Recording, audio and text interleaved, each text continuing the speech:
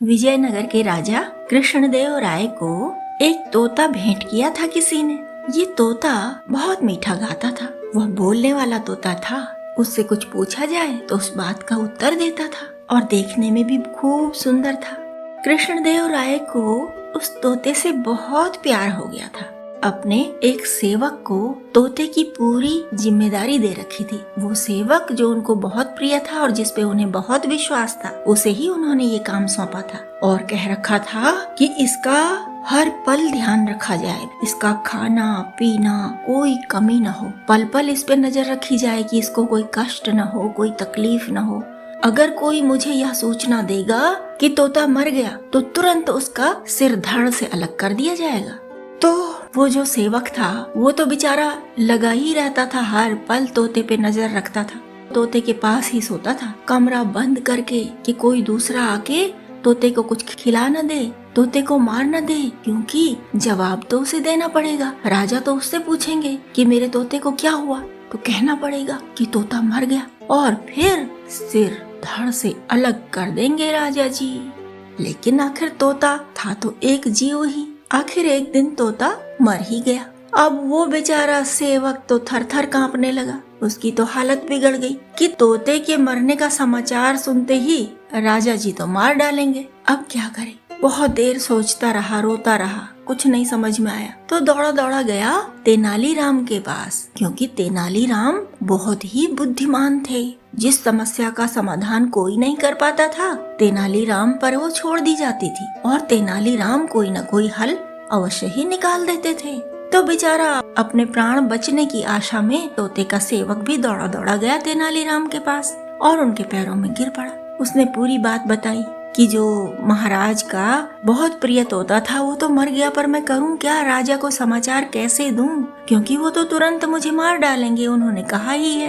तेनालीराम ने उसकी हालत देखी और कहा, अच्छा तुम कुछ मत बोलो, तुम किसी से कुछ मत कहो, महाराज से भी कुछ मत कहो, मैं संभाल लूंगा। खैर उस सेवक को तो थोड़ा राहत मिली, वो अपने घर चला गया और तेनालीराम पहुँचे महाराज के पास और फिर बड़े घबराने का अभिनय करने लगे। तो महाराज ने कहा कि क्या हुआ तेनालीराम, आप इतने घबराए हुए क्यों हैं? तेनालीराम बोले, महाराज महाराज वो जो आपका तोता है ना, आपका तोता ना, आपका तोता ना। महाराज ने कहा, हाँ हाँ बताओ तो, तोते को क्या हुआ?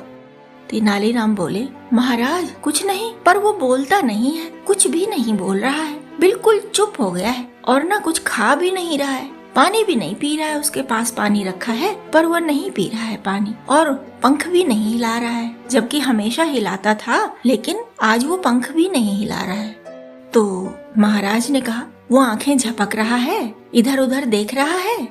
तेनालीराम बोले, नहीं महाराज, आंखें भी नहीं झपक रहा है और इधर उधर भी नहीं देख रहा है।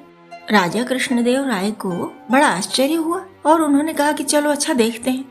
जब वे वहाँ गए जहाँ पे तोते का पिंजड़ा रखा हुआ था, तो उन्होंने देखा, उसको हाथ में लिया, तोता मरा हुआ था।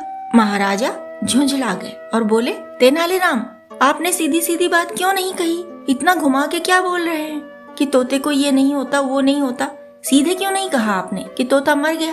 तेनालीराम ने कहा, अरे महाराज क्या आप भूल गए हैं, आपने कहा था कि जो मुझे तोते के मरने का समाचार देगा उसका सिर धड़ से अलग कर दिया जाएगा। अब बताइए, क्या कोई अपना सिर धड़ से अलग करवाने के लिए ऐसा समाचार देगा? महाराज समझ गए कि हाँ बात तो सही है, मृत्युदंड के भय से कोई भी मुझे यह समाचार क्यों देता। और फिर उन्हें यह भी ध्यान आ गया कि जो जीव पैदा होता है संसार में वो एक दिन मरता भी है, तो इस तरह तोते को भी एक दिन मरना ही था। चाहे उसकी कितनी भी अच्छी देखभाल की जा रही हो, उसका कितना भी ध्यान रखा जा रहा हो, उसे कितना भी खिलाया पिलाया जा रहा हो, पर उसे एक दिन मरना तो था ही। कितना आतंक मचा होगा उस सेवक के मन में, कितना घबराए हुए होंगे आसपास के सब लोग, और तेनालीराम के पास वही गया होगा सेवक, तभी तो ये दौड़े दौड़े आए हैं, वरना तेनालीराम जैसे बुद्धिमान मंत्री को क्या तोते की ओर देखने की फुर्सत भी होती है? राजा को अपनी भूल समझ में आ गई और इससे फिर आगे उनके कामकाज में, उनके चिंतन में सुधार ही हुआ।